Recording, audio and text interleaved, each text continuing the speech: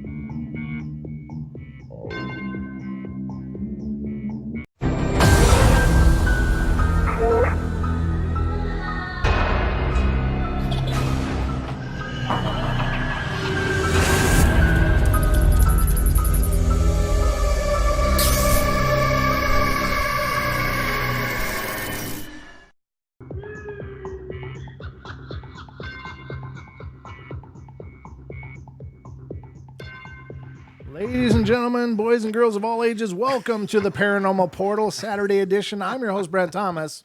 And would you believe it if I told you this is the fourth show I've done in a row?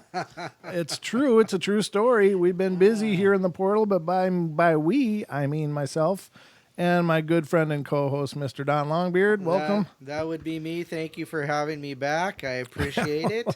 It's a long-suffering thing, but, you know, we work with it. You're kind of like a boomerang. I throw you out and you keep coming back. Well, it's better than anything else that requires penicillin.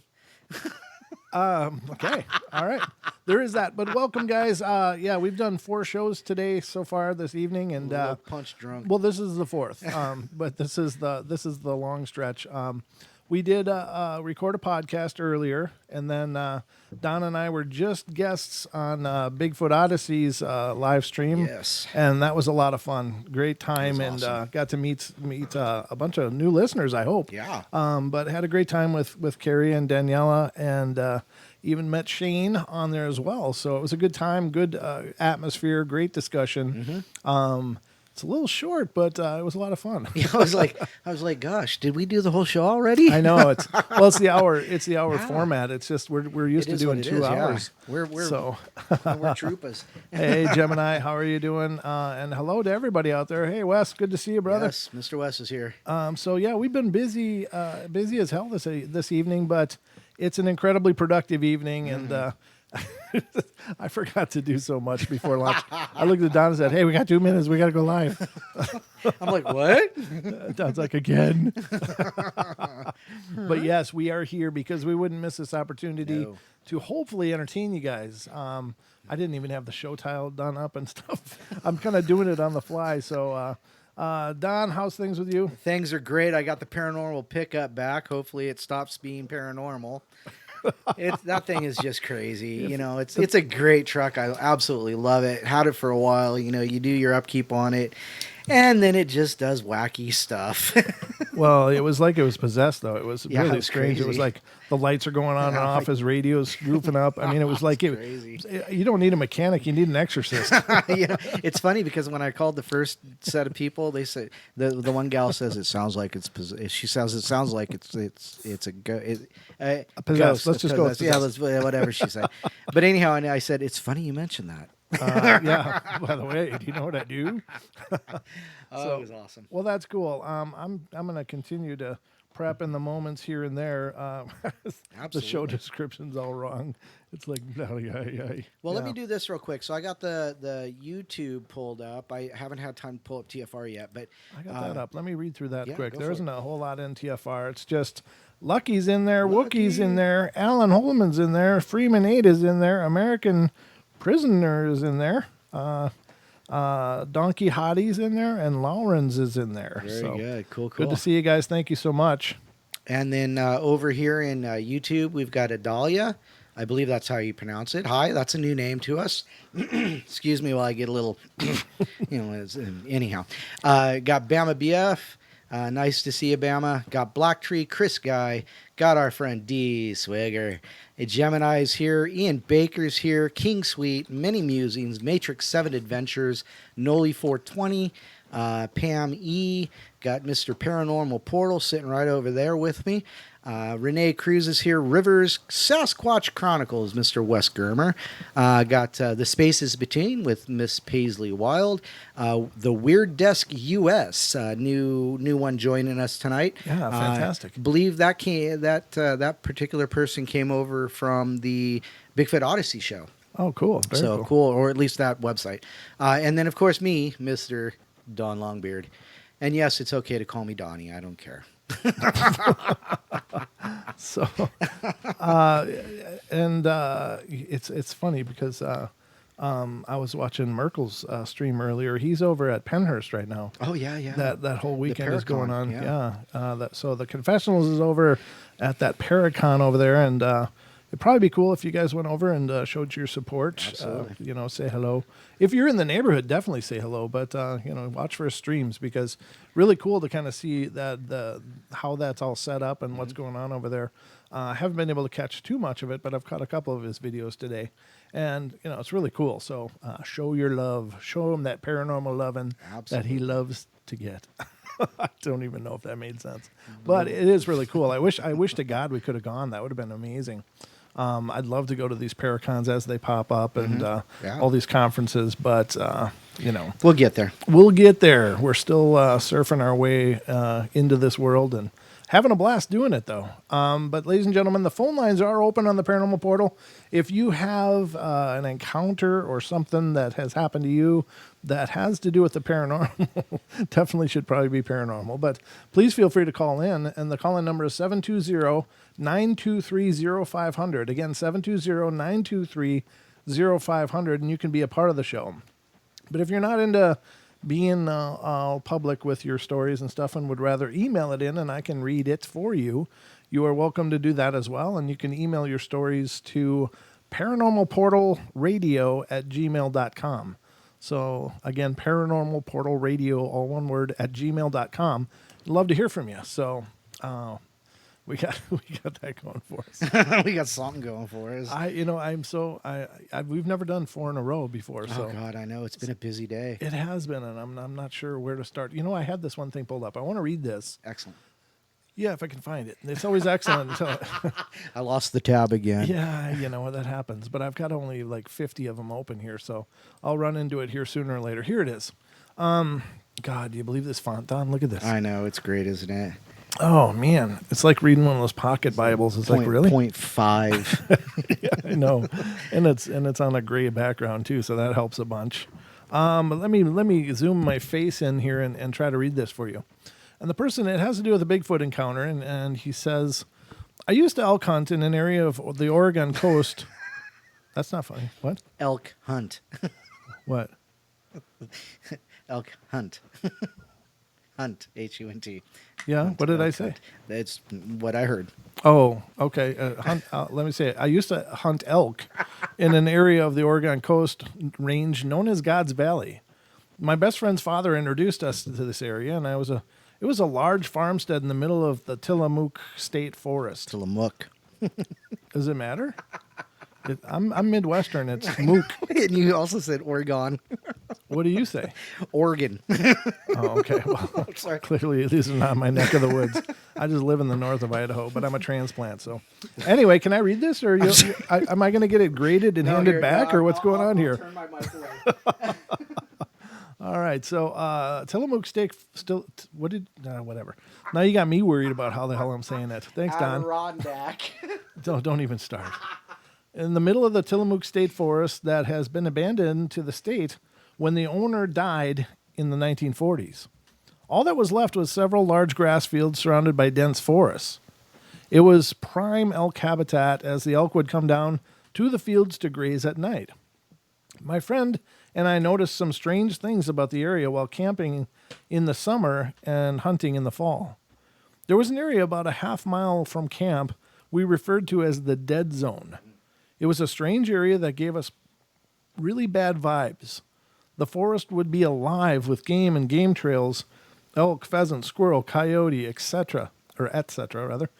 And then almost like crossing a line painted in the ground, there was an area about a quarter mile long where nothing, and I mean nothing, lived.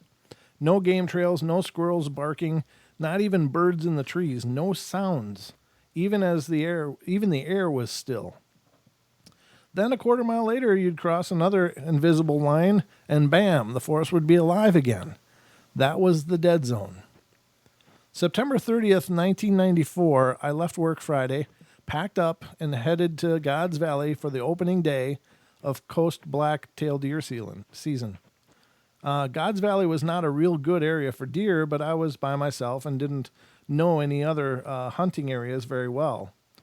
After driving for about 2.5 hours, I left the blacktop and was on the logging roads. And at the time, God's Valley was at the end of a dead-end logging road 7 miles from the highway.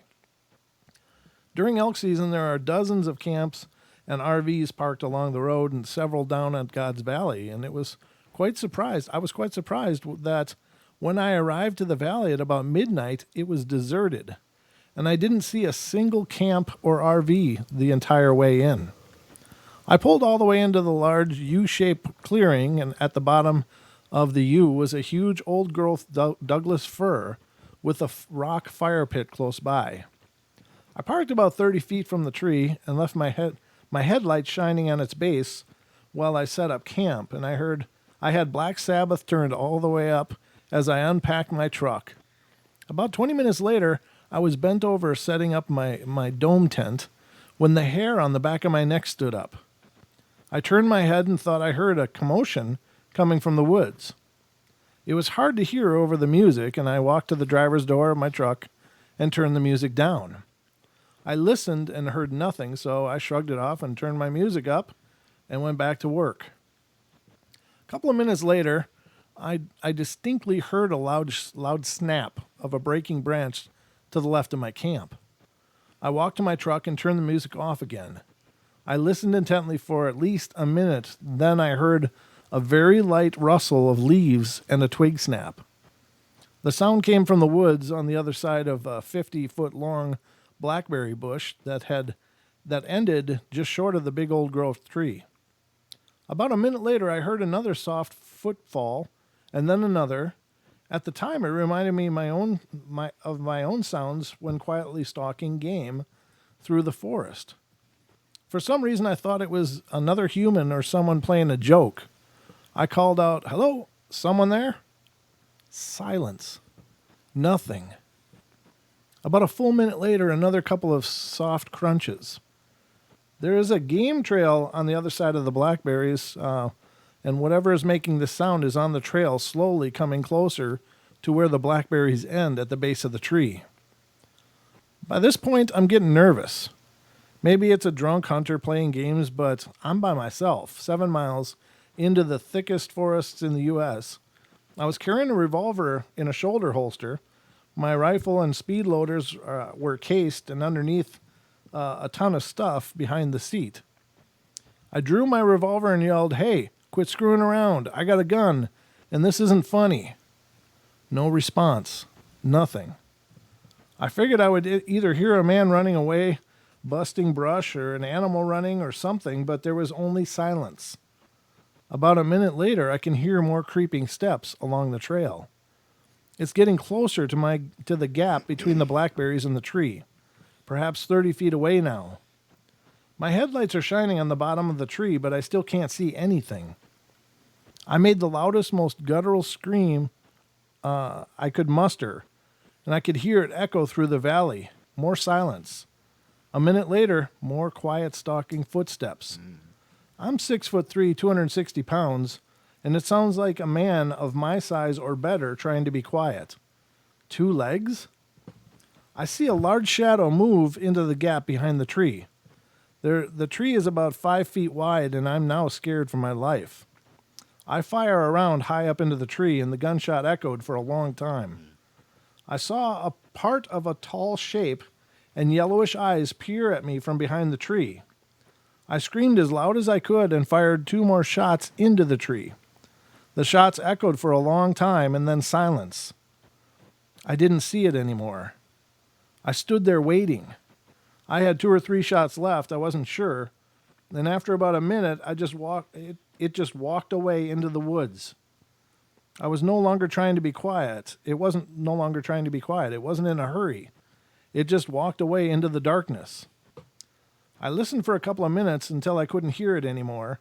I picked up my entire setup dome tent, threw it in the back of my truck, threw my pots and pans and cooler and everything else on top, and I was out of there and back to the pavement, or back on the gravel about 90 seconds later. I drove the 2.5 hours back to Portland shaking. I arrived at my friend's house at about 3 a.m. in the morning. I woke him up and told him what had happened. The next afternoon, we packed several rifles and drove back. I had to show him and see if we could find anything, and it looked much different in the daylight. We parked at the base of the tree and looked around. On the trail behind the tree, we could clearly see its prints in the soft earth. Its prints were almost half again as large as my size, or larger than my size 13 boots. The footprints were so far apart, I had to stretch my legs as far as they would go to match the stride. Since then, I no longer go into the forest alone, and I hunt with a FN fall. That's like an assault rifle. Oh, wow. That's pretty intense. Yeah, that's crazy. Now, I'm sorry. Did he say did he ever see what it was? He saw the yellowish eyes. The yellow eyes, okay. And he saw it go from the bushes behind the tree, but it wasn't like a clear sighting. But Right. he says it walked away. Right. Like just walked nonchalantly back Like, into the well, woods. all right, this guy doesn't want me around. Screw him. Yeah, He hasn't got exactly. any beer. Well, No beer here. we don't know what was in that cooler. Well, that's true. But he's got no beer he wants to share. right. Yeah. Yeah, that's creepy, and blackberries. Yeah, he was probably just out for a midnight bite, and Well, there is that. I don't know if they were in season or not. I don't know. It doesn't say, but that's a good point. I don't know. Maybe it was just walking along, eating nice, and this weird sound kept coming from that campsite. Great, here goes the neighborhood. Yeah, who invited this guy? Gosh dang it. But very cool story. Now I can finally close it. It's only been open on my computer for about a week and a half or I so. was going to guess about a week. All right, so this one sounds like a good one. Let's see. Did you have anything you wanted to read down? I found a couple things, but they're really just really short clips. By all means, read those short clips down. So, a youth group was camping in the Marble Mountain wilderness when leader Jim Mills noticed a strange-looking creature skulking along the ridge nearby. He filmed it for nearly 7 minutes, making the somewhat grainy footage of the longest video of an alleged Bigfoot sighting. And that's it for that story. So I'll have to look that up. I love how they just say a strange... Oh my gosh, what's going on now? What? Welcome to the portal. Okay. Oh, did your computer crash? No, it's just being wacky again. Just like my camera earlier. Oh. So I'll have to look that up. But that was pretty much all it was. And it does have a picture... it does have a still of something walking along a ridge. Unfortunately, you can't really tell what it is. It looks like some kid who needs to pull up his pants and put his backpack on correctly. I think that's a pretty famous sighting, as I Yeah, recall. I would though. imagine so. The large figure walking along the ridge line. Right, Yeah. and it's like almost 7 minutes long. So yeah, that's pretty fun. British explorer Eric Earl Shipton snapped this photo while hiking through the Himalayas in 1951, alleging that the footprint belonged to a Yeti. In 2014, Christie's auction house in London capitalized on the worldwide interest in the Bigfoot and sold the original photo for nearly $5,000. Oh. So it shows an older style pickaxe. They were a good 12 inches long. It's got the flat blade on the front and the pick on the back side. Mm-hmm. But they got to be 12 inches long, and it's sitting next to. It looks like it's four-toed. It's got two smaller toes on the outside and just one huge or two big toes, and the big toe just looks huge. It's like Well, that's that classic print, right? Yeah. Now, there's some people that claim that may just be a bear double stepping into the same print. yeah. Okay. So that's a possibility. I don't know, but that is a pretty famous photo. One of the earliest alleged proofs of the Yeti. Right. I think that's been produced. Yeah. Other than that hand and that skull cap, that was in. Right. The hand was apparently in a monastery, but was like ripped off. It was stolen. Stolen. Okay. I think that's ripped so off. horrible. That Like, sucks. yeah, I mean somebody stole it, and I don't remember the stories, but yeah, and some researcher either has it now or has had it, or I don't know the whole background of it, but yeah, really wild. Yeah. Crazy. We do have a call, Oh. so let's get to this call and see what's going on. And this is anonymous. Welcome to the show. What's happening, boys? Hey, This is Wes. How's it going, man? Oh, great, brother. How you doing? Oh, doing pretty good. Good job on the Bigfoot Odyssey and you guys pumping out the content. That was Peter Byrne that stole that Yeti hand. Peter Byrne. That's right. That sounds familiar, and I think I heard that from your show, as a matter of fact. Wasn't there? Yeah, he told this whole story. He was there and he wanted to get a piece of it. And obviously, they're not going to give up a piece of it. But one thing he said is those monks like to drink, so he got them drunk one night and then replaced it with I think it was a human bone. Wow. He jacked one of the fingers off, replaced it, sewed it all together, and then he jammed out of there.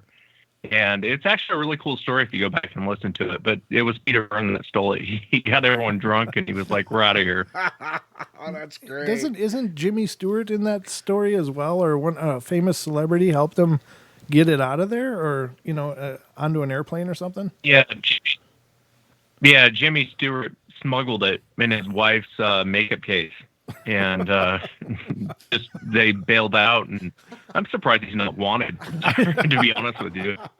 That's intense. But I thought I'd call in. I got a cool story for you guys. I'm going to air it tomorrow, and I was curious if Brent or Dawn, you guys have heard of such a thing. This guy calls me, and he's in Kentucky. He's heading down these back roads. He's with his wife, and he's with his daughter. And he said it was right as it was getting dark. I mean, it was basically dark at that point. Mm-hmm. The sun was just going down.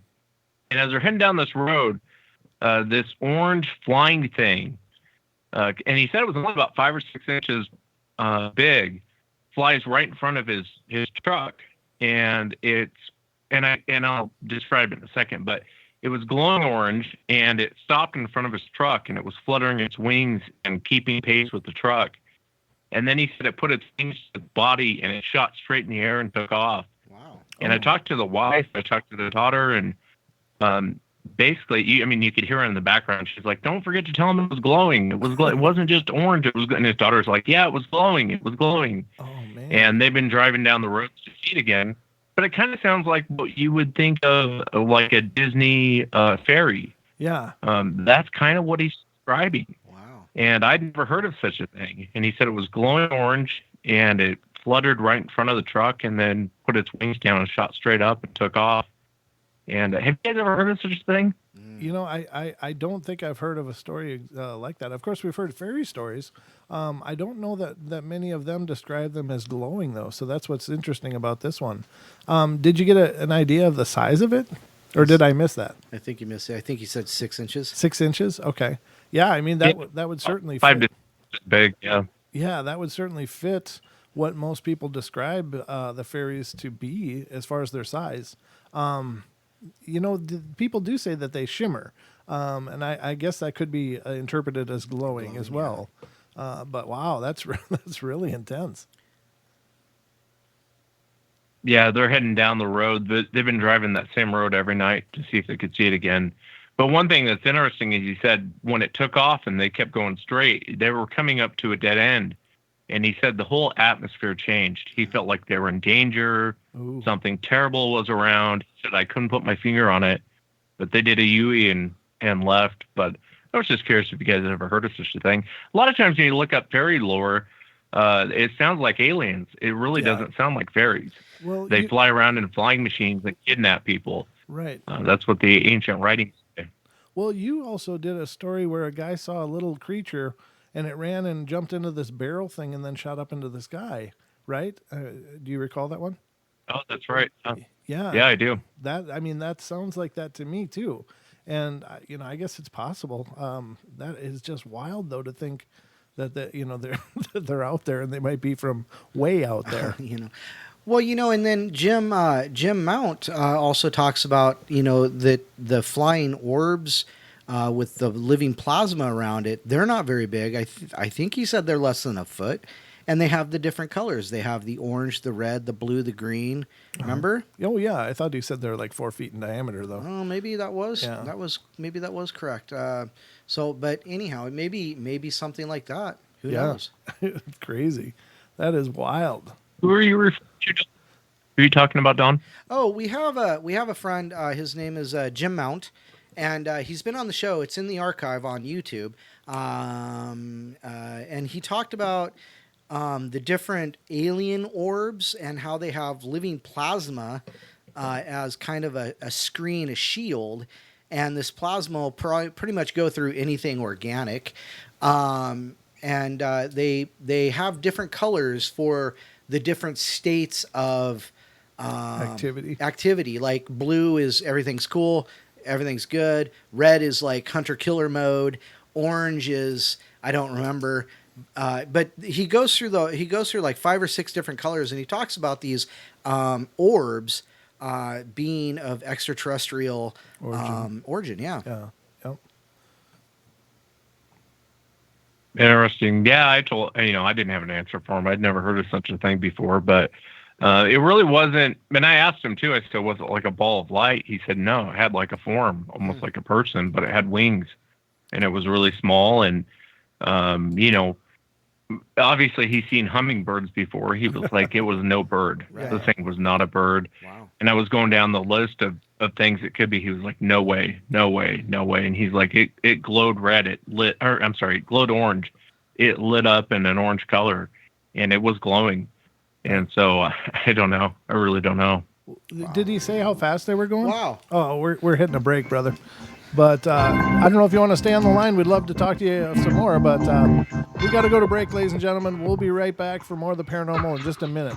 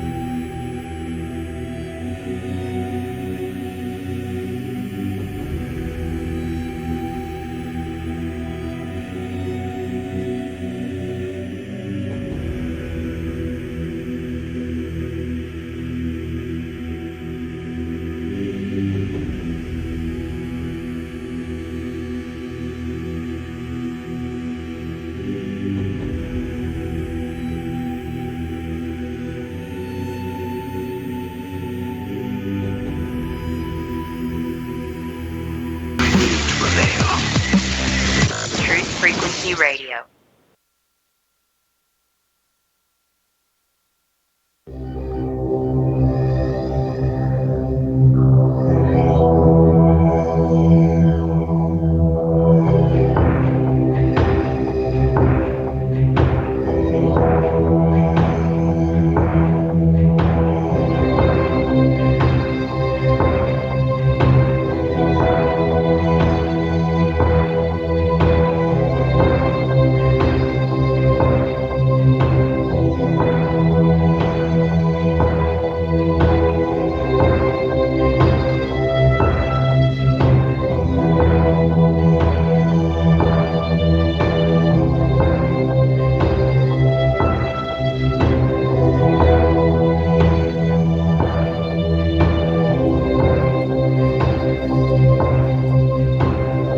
All right, ladies and gentlemen, welcome back. And Mr. Germer couldn't hold on, but he had things he had to do. But thanks so much for calling in and sharing that story, brother. We appreciate it. Absolutely. That is wild. I don't know. I believe those things are out there. I believe there's all kinds of things out there. And it's hard to wrap your head around a lot of it just because it flies in the face of so much of our Western sensibilities, I guess. Right, Don? Yes. Do you have Western sensibilities, Don? No, but I have no sensibilities. But, and you're right. It just flies in the face of everything we know, everything we've been taught, Yeah.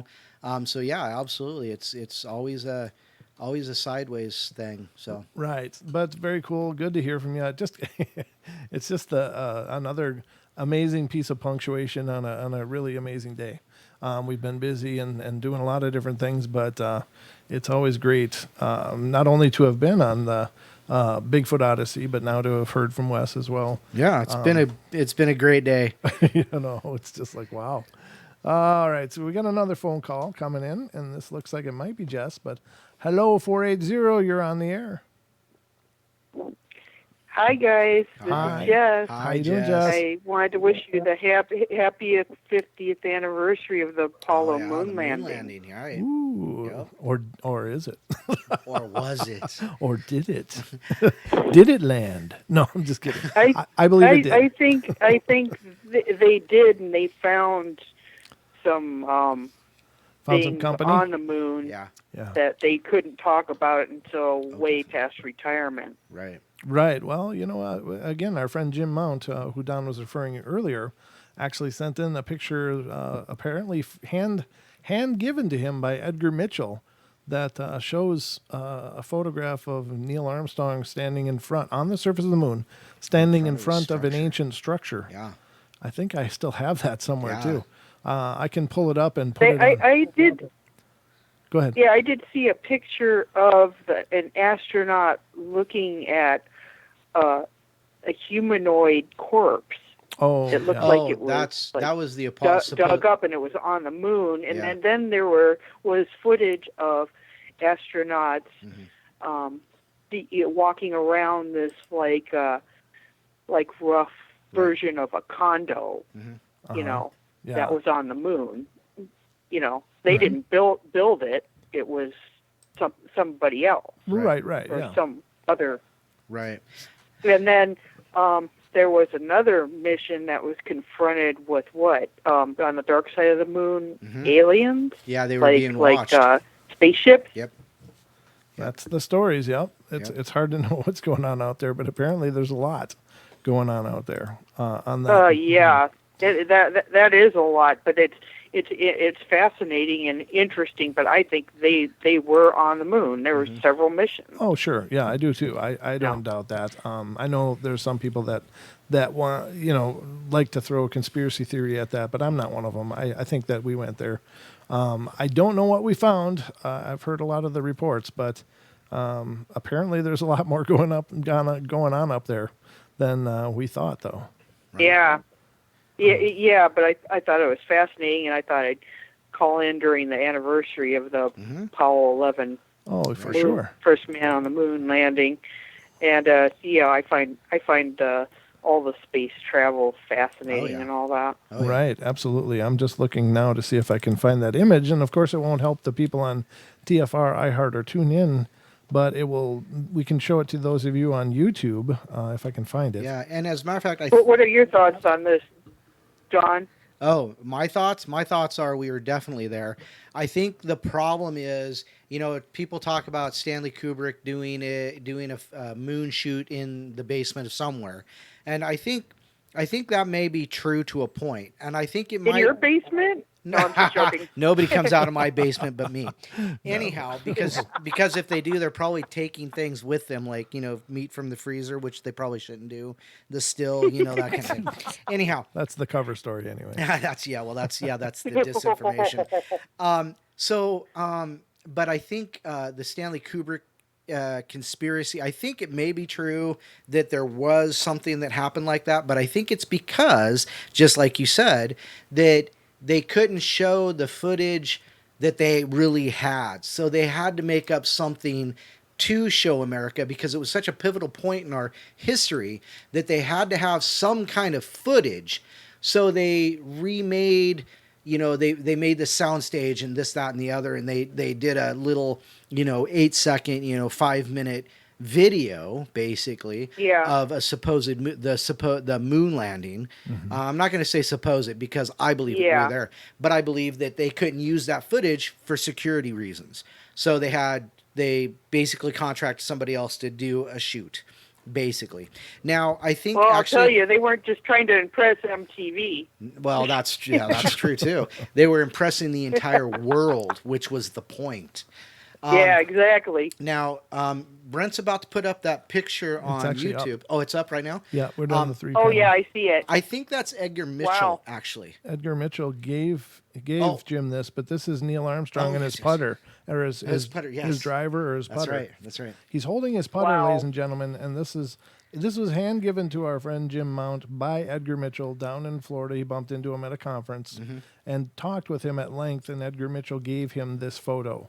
I do believe Jim is legit. I mean, I have no doubt that what he says happened. I've known Jim for years. But this is his golf club. Apparently he's got his golf club with him. That's and awesome. This is the structure that they found. Now, this was really a great honor to get this picture and to be able to show it on the show. And once again, Jim, thank you for that. It's just an amazing piece. That's an awesome picture. Yeah, it really is. And if you zoom in, I mean, I looked at this for at least a half hour looking for any kind of holes or something in the way the light is hitting it, any pixelizations that would show that it was fabricated, and I can't find anything under any exposures to show that it's a hoax. That doesn't mean that it couldn't. Now, question, in the background. In the background, is that the Earth behind him? No, this is apparently Jim said that this was some kind of a craft or something up in the sky, I think is what he said. No, I mean in the sky. No. In the sky and back. Yeah, I'm going to have to go back and look at what he said that was. I can't remember for sure what he said that was. Oh, okay. I was so blown away, but I don't think that's not the Earth. It may be. I don't know. I can't remember. And if I say it, like in the sky in the back, that one. Yeah. You're getting there. a lag. I'm showing it on screen though, but yeah, this is an amazing picture. Yeah, it's great. That's awesome. And thank you. It's not a so-called weather balloon, that's for sure. It's certainly not the swamp gas reflecting off Venus, or Venus reflecting off the swamp gas. Whatever. Whichever way you want to roll that. And also, there's another thing. I heard some recordings that they tried to cover up too. Of astronauts saying. Oh right. yeah. They switched over to the medical line to talk about it, and that's the line that was not being. That's the private line. So yeah. Yep. So there was a lot going on up there that we probably don't know about. But this is an awesome picture. It's a great picture. It is. Yeah. It's one of the, if it is a hoax, it was one I can't see anything rudimentarily about it. With who took the photo? Digger Dog asked who took the photo. It's Armstrong in the picture, but Mitchell took the photo. Right. So this is a photo. Oh, apparently, Mitchell took the photo. Yeah. So apparently this is a photo that Edgar Mitchell himself took. So that is incredible. Oh, okay. It is. Yep. So, You're seeing it here. Now, what do you think about the moon itself? Do you think it's I don't know. a dead planet, Well, or the interesting was it part of the interesting thing about Earth? the moon, the interesting thing about the moon is that it's actually allegedly millions of years older than the Earth. So it came apparently Wow. from somewhere else. The other interesting thing about the moon is that it defies the physics, astrophysics for a moon Right. circling a planet, because normally they're much, much smaller in scale to the planet they circle. And this one, I Well, I think it's like exactly a third of the mass. Is yeah, that right? yeah, Something like that. And natural moons orbiting a planet are normally much, much smaller in comparison to the actual mass of the planet. So there's a lot of things wrong with our moon. Yeah. It's and that's a million-year-old mooning us. Right. Yeah, right. Well, apparently, yeah, it was mooning long before we were Yeah. out there, apparently. well, Yeah, exactly. actually, the First Nations have What were you gonna say, stories. Don? The Yes. First Nations have stories of a sky without a moon. Yeah, and they have stories of when the moon came. Yeah. Wow. So, and those are, a verbal tradition going back, a long, long, long time. So I'm not sure how long it's been here. There's another theory. There's another theory that a planet collided with Mars or something, Well, and that it became our moon or something. Yeah. Well, it actually, was kind of a weird theory. yeah. That story is actually like originally the planet was called Tiamat, and it was hit supposedly by Okay. Nibiru.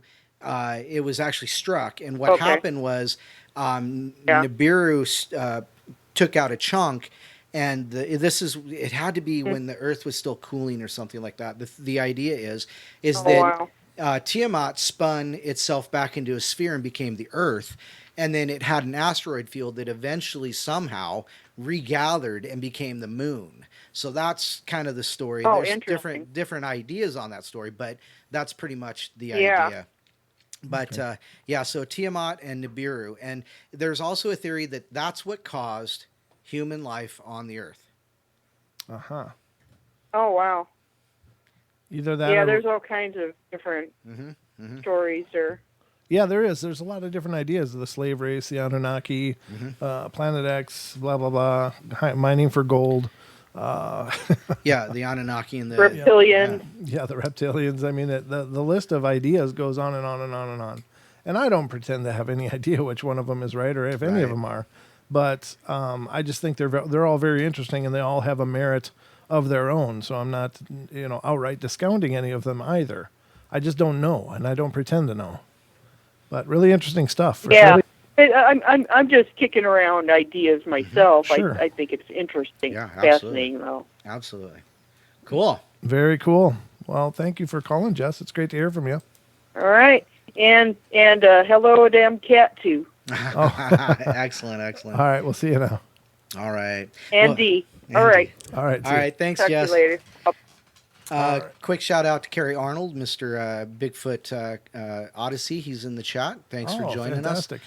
Yeah, we've got actually quite a few people in there. It's just mind blowing looking at all this list and these They love these us. newer They names, and really love us. It's just awesome. We just really appreciate every one of you. Yeah, we really do. Thank you guys so much. Thank you, Lori. Lori says, great job, Brent and Don, on Bigfoot Odyssey. Well, Excellent. it was nothing. It was actually No, it well, was great. It was awesome. wonderful. It was Yeah. great. Yeah. I really had a lot of fun, and of course, Carrie is an incredibly likable person, as is Daniela. You guys Yeah, were both she was wonderful. awesome, yeah. You guys were both wonderful, and we had a lot of fun. But yeah, that photo, that blows me away, Don. Yeah, absolutely, and it's so awesome that it was given to us to use. And, Yeah, it's just amazing the things that we don't think about. And like I said, it was supposedly Stanley Kubrick did a fake landing and some things, and that would show exactly why they did that kind of thing, was to Right. cover it up, not necessarily cover it up, but not be able to tell the story. At the time, so I wonder why, though. I mean, why was it? Why wouldn't they just be like, "Hey guys, check it out. We found this stuff up there." yeah. I mean, I don't understand that. It's a strange thing, we were really innocent. I would say we were still really innocent as a civilization at the time, even though it was only 60 years ago. But we were kind of innocent, and a lot of belief that there's only one God, shall I say, and there's no aliens. But we've talked about this before. People like Art Bell and these other radio hosts and folks brought this into the light, drug it kicking and screaming into the light, and now we're at a spot where we're actually getting this information. So I think it was just for the protection of civilization as we know it, but it's time to move beyond. It is.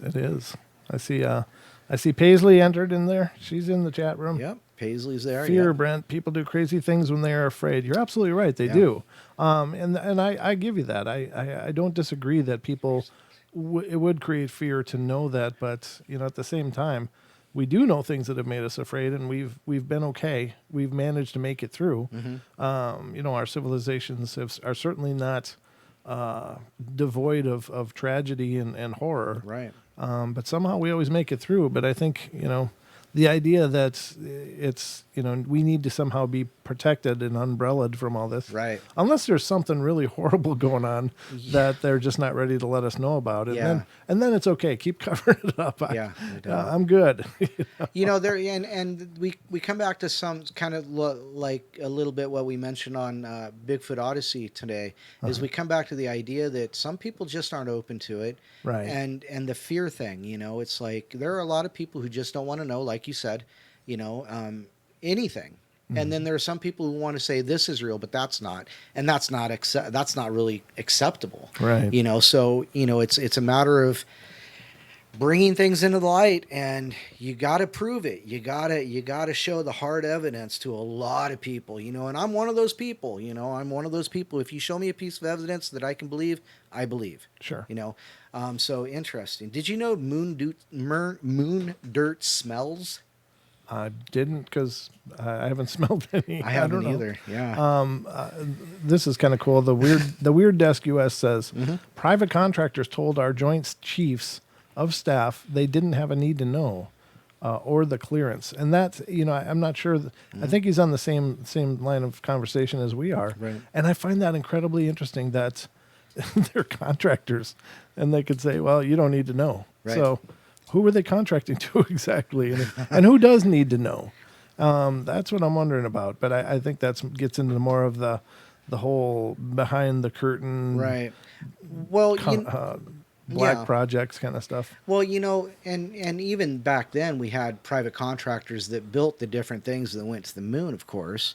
And, knowledge is power. So if a private corporation can tell the U.S. government or the chiefs of staff, in this case, that, well, we're not going to share it with you because, you don't need to know because, we're going to hold on to it maybe for our monetary gain. Right. Or for when we feel it's time to disclose this information. There's a lot of speculation there. And, no matter who it came from, it happened. And that's all that matters right now. Right. But what do you think about the breakaway space program then? That kind of plays hand in hand with what we're talking about, though. Yeah, you're absolutely right. And I talked about it earlier. Oh, we were doing okay. Yeah, we talked about a lot today. That's what 4 shows will do to you, Don. Exactly. So I was alluding to in the podcast that people will have to listen to about how there are different types of spacecraft. There's atmospheric, which can come in and out of the Earth's atmosphere, Mars atmospheres, whatever. And then there are the big ones you talked about, like Independence Day and the giant motherships. Sure. Those have to be built in space because they can't break atmosphere.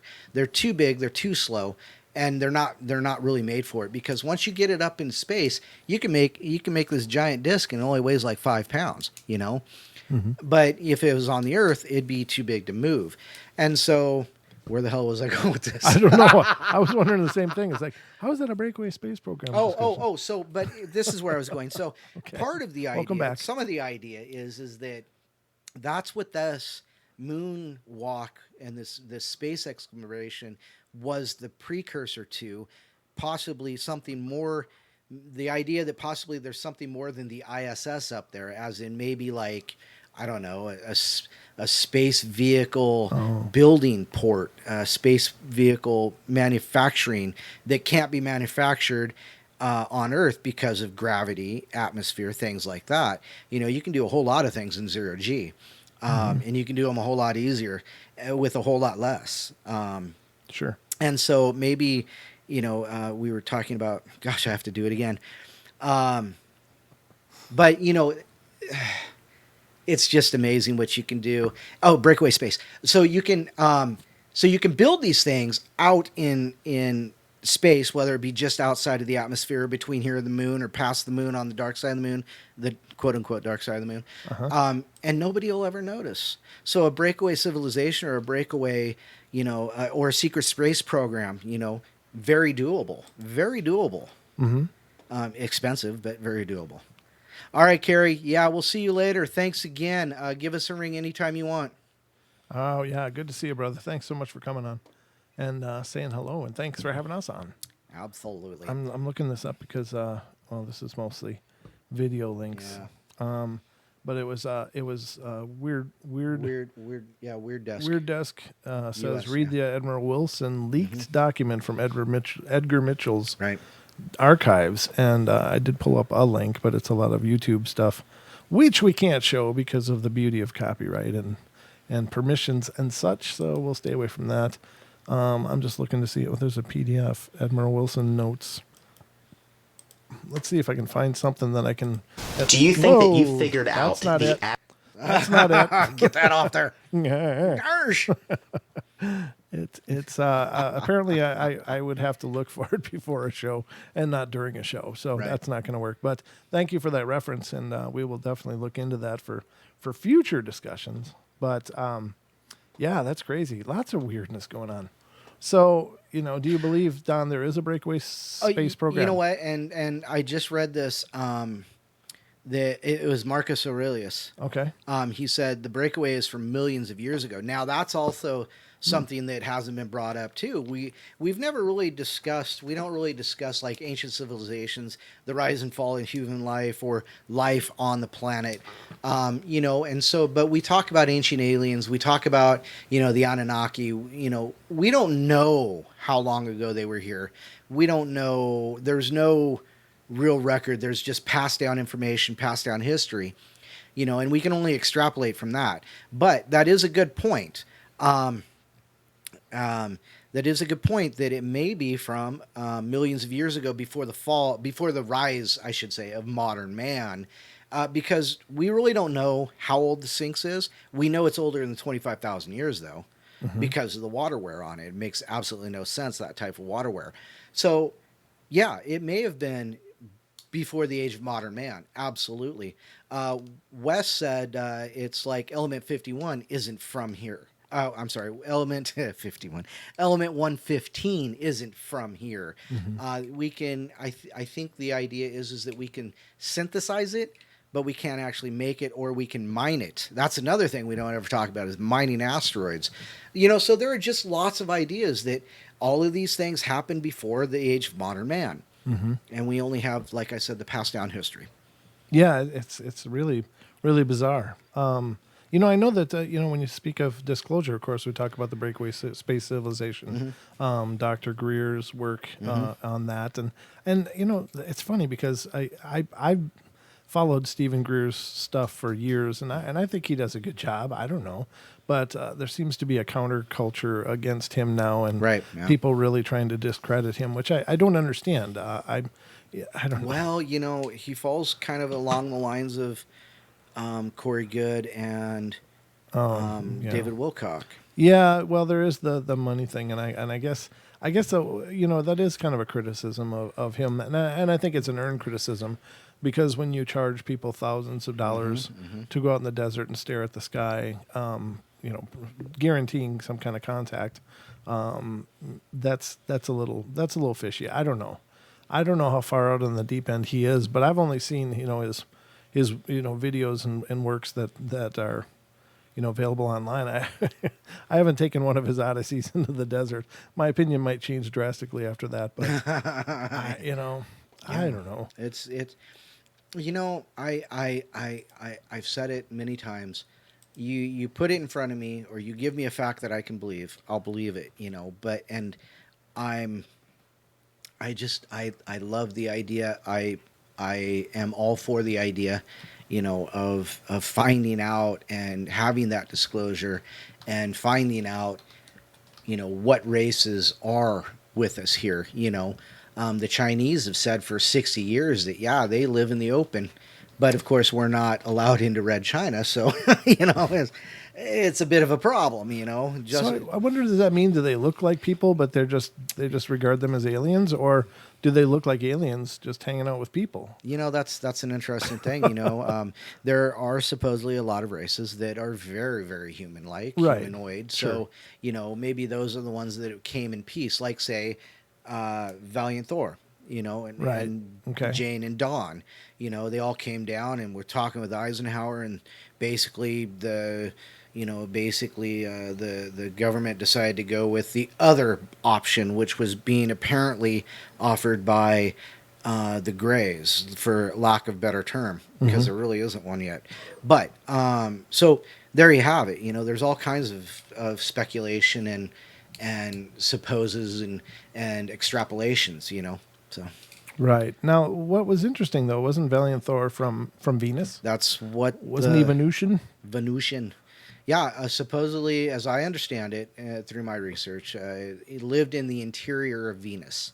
So why can't there be an interior of the Earth? Yeah. I think there is, Don. I think there is. I agree. So does that bring up the question that maybe some of these aliens aren't necessarily extraterrestrial, but it is. intraterrestrial? That's the natural progression I'm There you seeing. go. So there is that, ladies and gentlemen. Break time. It's time to take a break, though. Once again, the network break's coming. Time to pay the network bills, ladies and gentlemen. We'll be right back in just a couple minutes. Don't go away for more of this riveting discussion on the Paranormal Portal.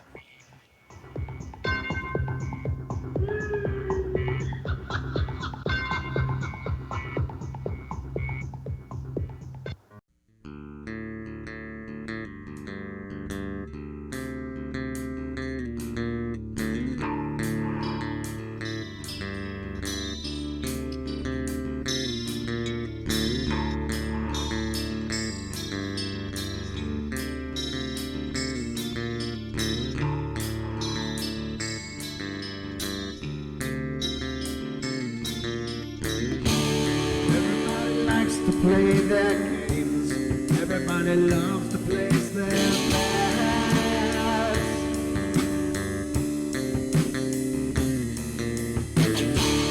They don't understand the price I paid. They don't care to comprehend.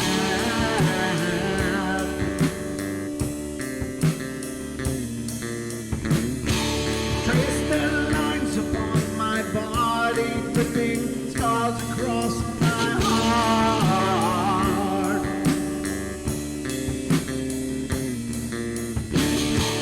Raging anger boils inside me as their lies keep falling apart.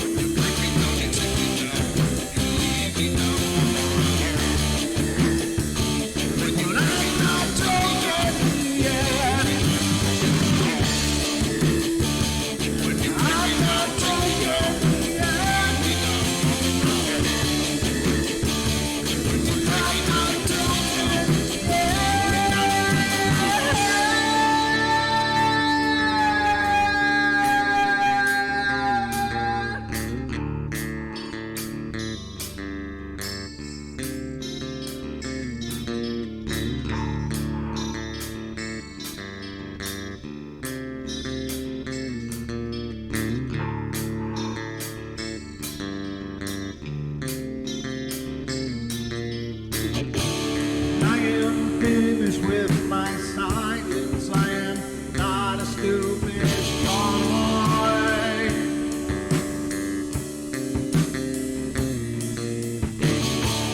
No more breaking me with kindness, just you dance upon my joy.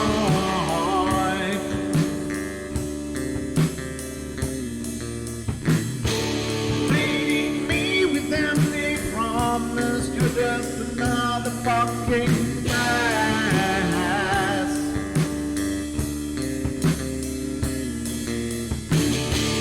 Taking off the slice of my sanity, just make sure that you're well fed.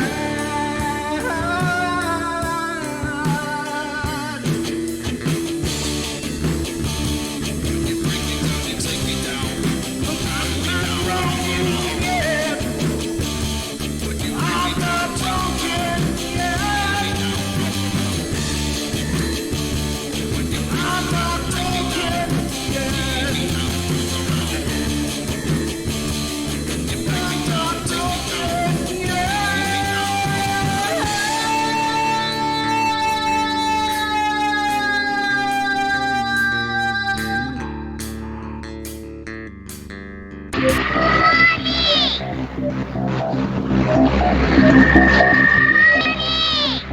can't see you, Mommy. Where are you? I've never sensed anything like it.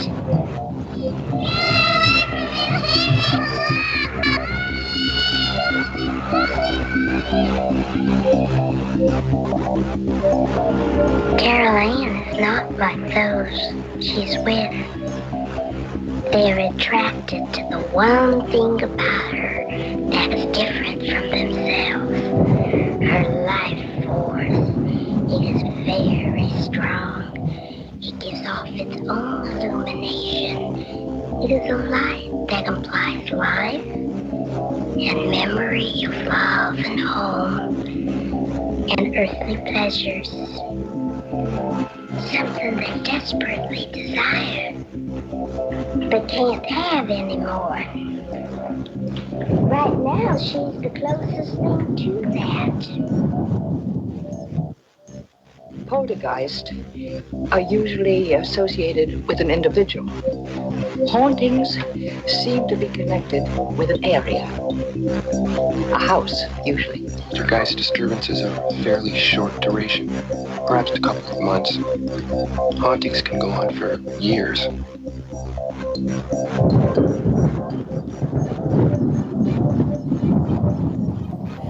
And so can that intro, ladies and gentlemen.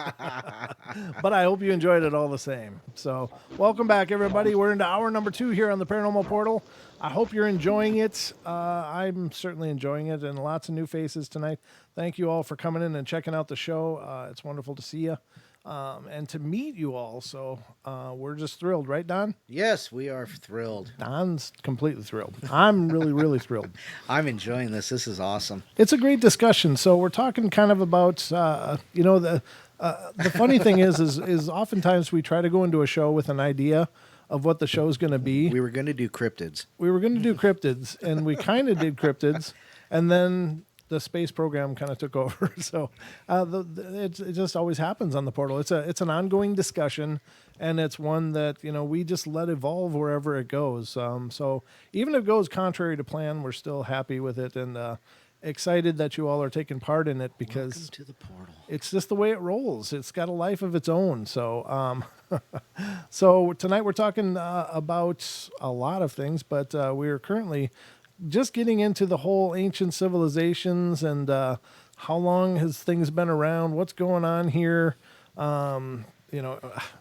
You talk about things like Don, like Puma Punka. Mm-hmm. It was covered a lot on Ancient Aliens with Georgie Suklus. God, I love that guy. I know, he's like, it's like he's licking electrical sockets before he comes on. Okay, ready to go. Yeah, I mean, I love that show, and I've watched tons of them. Mm-hmm. But I find the arguments really, really compelling, and just in terms of if there is evidence of people having been helped through the aeons by these otherworldly intelligences or advanced intelligence anyway. But we just kind of brushed on the idea that there's maybe people inside the world too. And maybe those people inside the world are way ahead of us as well. Right. Yeah. Maybe they were able to get a head start because they didn't have glaciers rolling over them, and maybe that helped them get a little ahead of us. Yeah, that's actually an interesting thought. They were protected from, dare I say, mud floods or the melting of the glaciers that cut the valleys through Montana and Idaho and Washington and all over. Maybe that didn't affect them so much. Maybe they didn't have an issue with the 40 days and 40 night deluge. Who knows?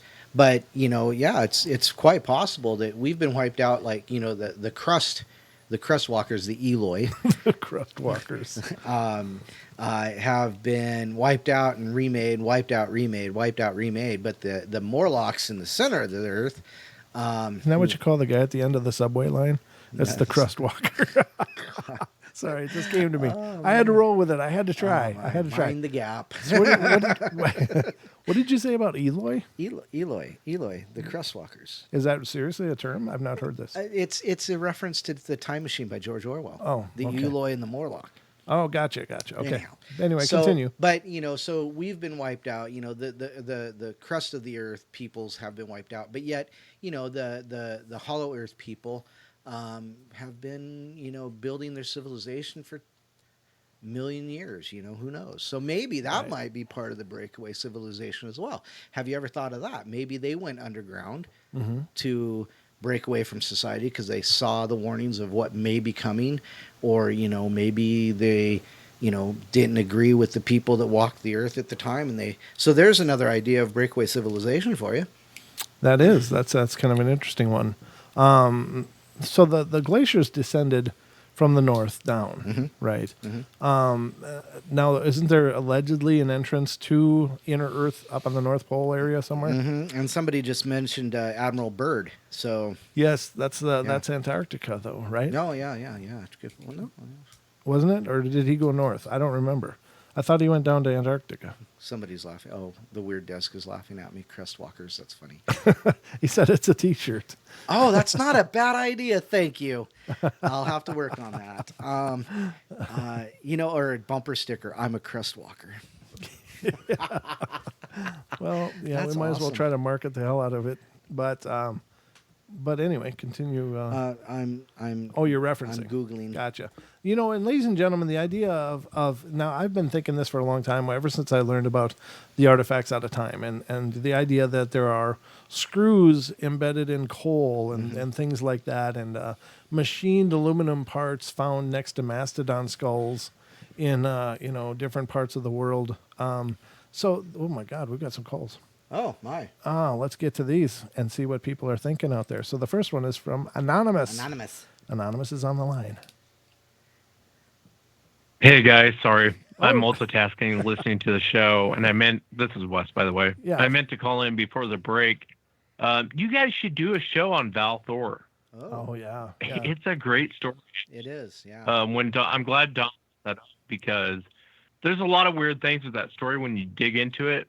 Like Val Thor, a picture of him from like the late 40s and a picture of him from like the 60s. He has not aged one bit. Right. And there's weird things.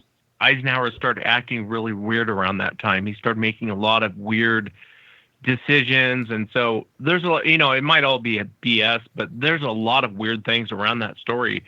But I was going to call in and tell you guys, when I interviewed Travis Walton, the Fire in the Sky, right. When the ship docked with the bigger ship and he got out and he didn't know where he was at. He was trying to run. He ran into what he describes as a human being. He said the guy, really good looking guy, the guy really didn't kind of looked at him with an empathetic type look.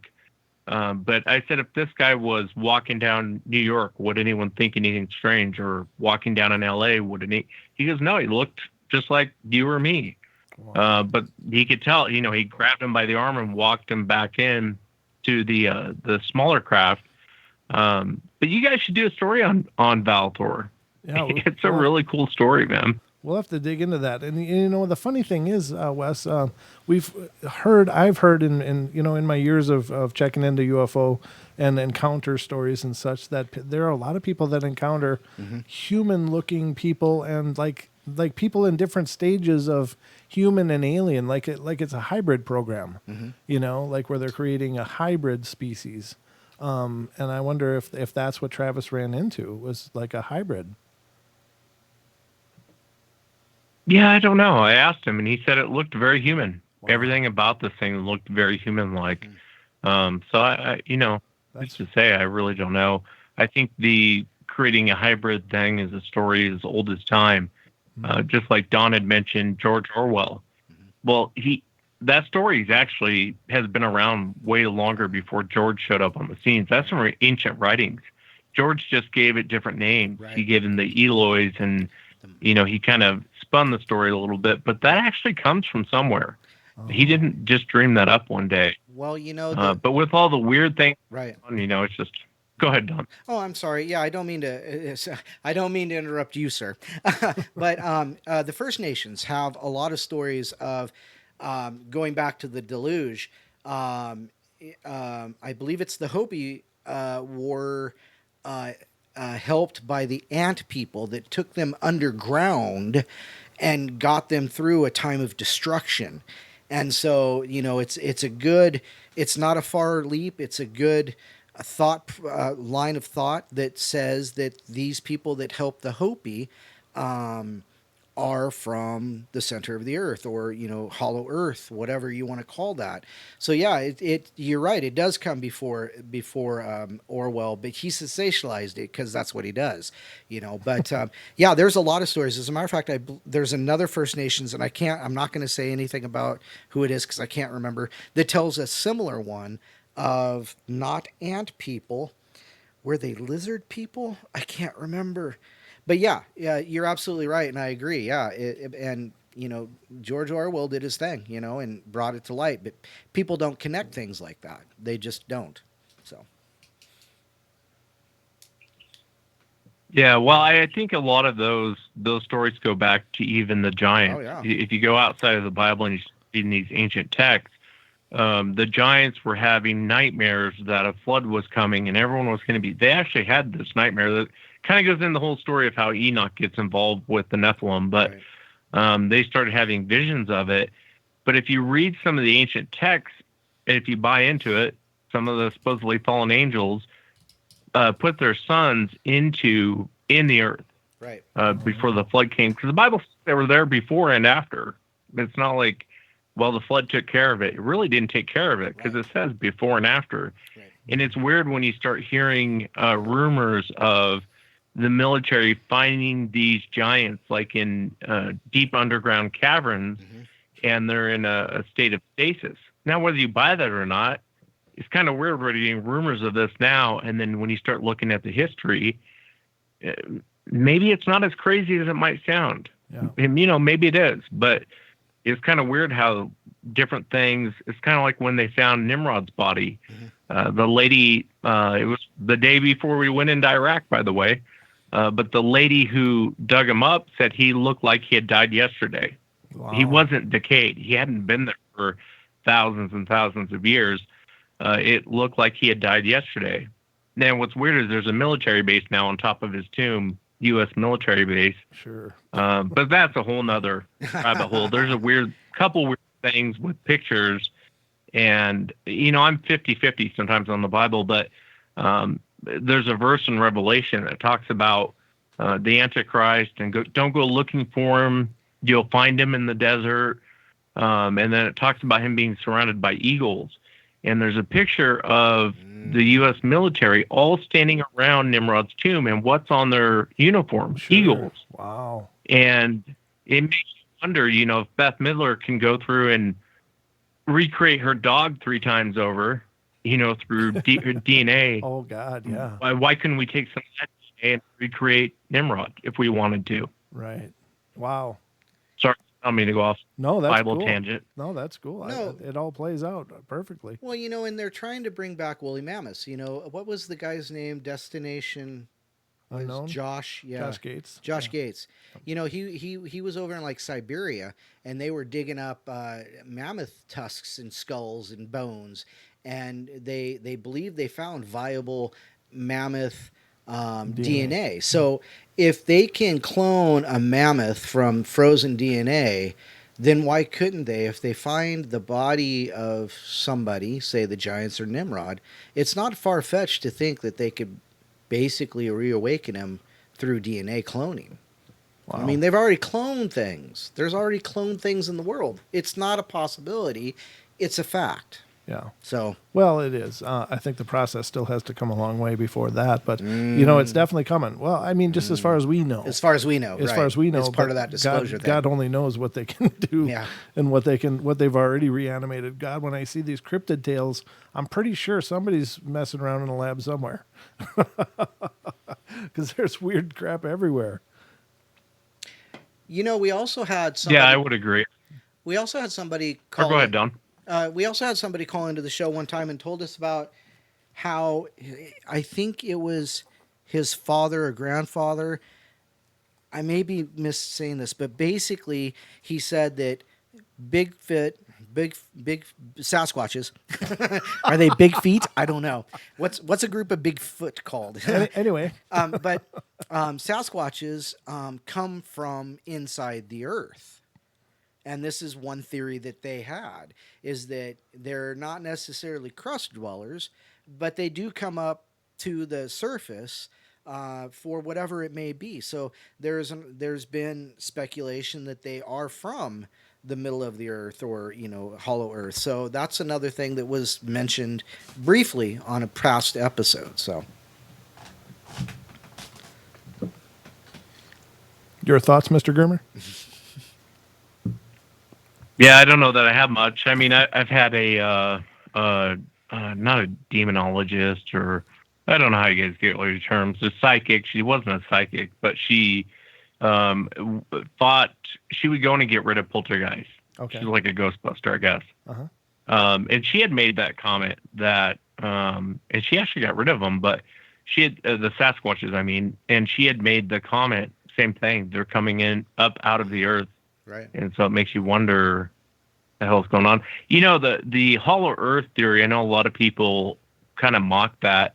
And I sat and I watched this whole video. I'll have to send you guys. It's pretty fascinating. Sure. The scientist explains why the earth is hollow, and he does it through earthquakes.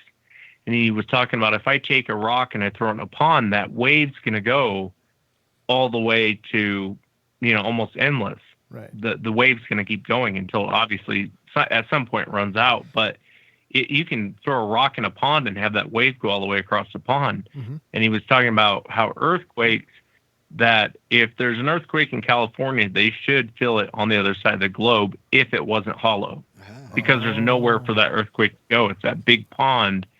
But he goes, because it's hollow, when there's an earthquake, that's why earthquakes are concentrated in one area. California has a 6.9, yet up here in Washington, we don't feel it. Right. We have no clue there was an earthquake. Sure. And, I don't know if the whole hollow earth thing is true or not. I'm not a scientist, but it was very fascinating to watch him explain this hollow earth theory and why. And he does it through earthquakes, and he does it through science, and explains why it's hollow. Mm-hmm. And, I thought it was fascinating. Yeah, It is. I don't know how I got off on that tangent. No, but it's cool because we had a guest on the show, Brooks Agnew, and we just released that as a podcast just recently. Yep. But he talked about he's a big hollow earth person. He's a scientist as well as a entrepreneur, inventor, and et cetera, et cetera. But he was talking about how deep water seismographs have actually recorded waves hitting the shore on an underground ocean. Mm-hmm. So there's apparently entire oceans underneath the crust. And he was talking about gravitation and stuff. Mm-hmm. And he's like, at some point, as you go through the 700 miles of crust, you're going to hit a point of like zero gravity, because then when you get inside the crust, you'd actually be drawn towards the outer side of the crust. The greater mass. Right, the greater mass. So he was talking about how it's widely believed there's oceans in there. He talked about how there could be photosynthesis due to, I forget, what is it, iron? The iron core. Yeah, the iron core. It shines like a sun. Right, it shines at the sun like a sun because of its the temperature and what was going on. He explains the science so much better than I ever could. But, I mean, it's all possible. It's all feasible.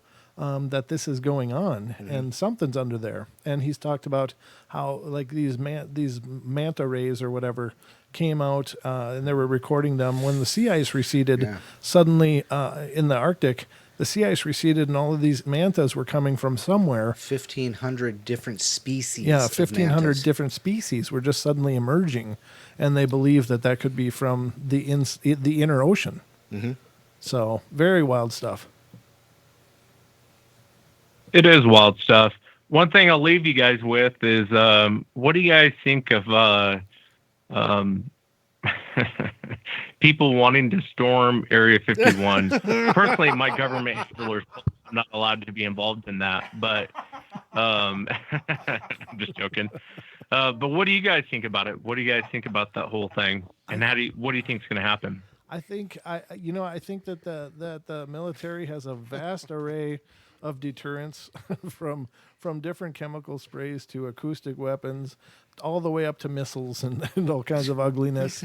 And anybody that decides that they're going to take a walk into a highly secure top secret base are probably looking to end up in a body bag. I think that's about the stupidest thing I've heard in a long, long time. I think what'll happen though is that it'll be a bunch of people having a festival outside of the gates, pooping all everywhere because there won't be any kind of sanitation, and it'll just be a huge mess, and it'll probably become the next Woodstock. The original Woodstock. Yeah. You know, the guy who set that up on Facebook actually came out after he said after 500,000 people, he looked up and he thought, you know what, I might want to say something because I don't want the alphabet soup knocking down my door. He says it was done as a joke. There was only originally like 40 people who even liked it. And then like a week later, it just blew up. And he said, I just wanted to say it's a joke, you know. But they interviewed people from Rachel, which is right next to Roswell in that area there, Area 51, such like that. And they don't have the infrastructure to hold 1 million people, much less 500,000. They just don't have the infrastructure. They'll crash. You know, they'll run out of food. They'll run out of sanitation. You know, they won't have any water. The stores in the little tiny town are going to be sold out of everything. But what's the owner? I forget her name. The owner of the Little Alien said it would be great. She's been contacted by like 4 or 5 different bands and wants to put on a festival. So I think that's about as far as it's really going to go because like Brent said, you know, all they have to do is fly a drone over you and that's pretty much your done business.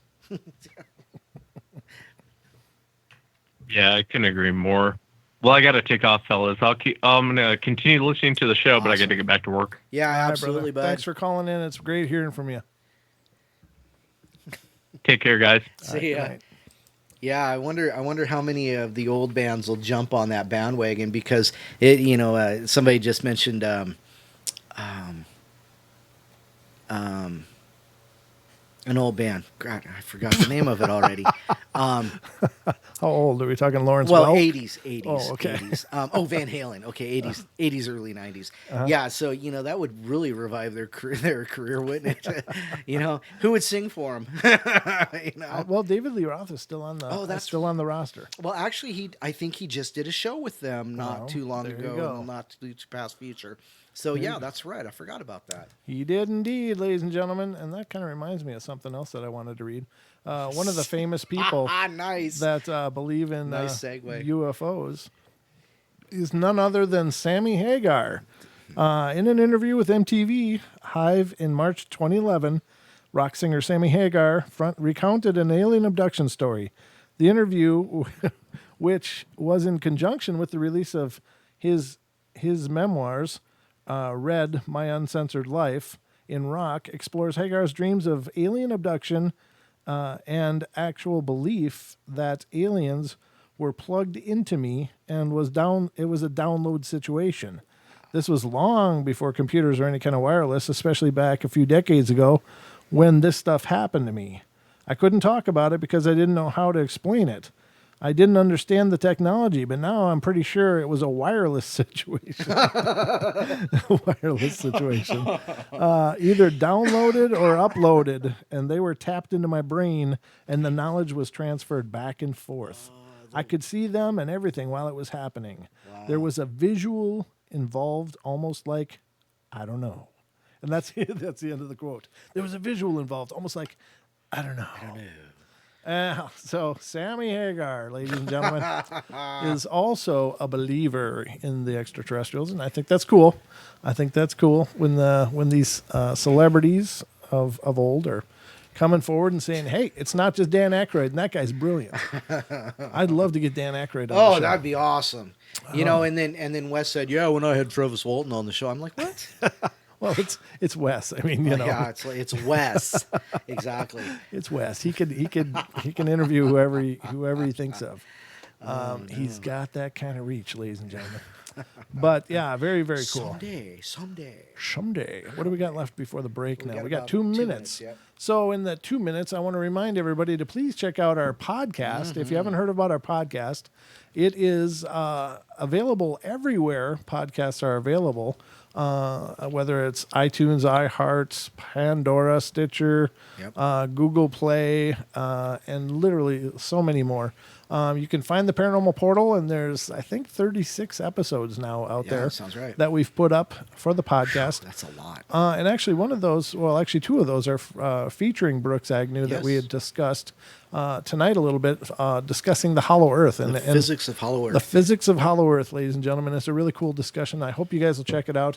I hope you'll subscribe, and I hope you'll spread the word to other people who are into the paranormal.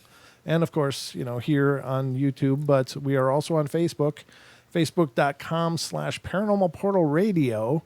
And I'm starting to put together the groundwork to develop a webpage for us. ParanormalPortal.com. ParanormalPortalRadio.com. I don't own, I own ParanormalPortalRadio.com, and that's our old, now defunct store.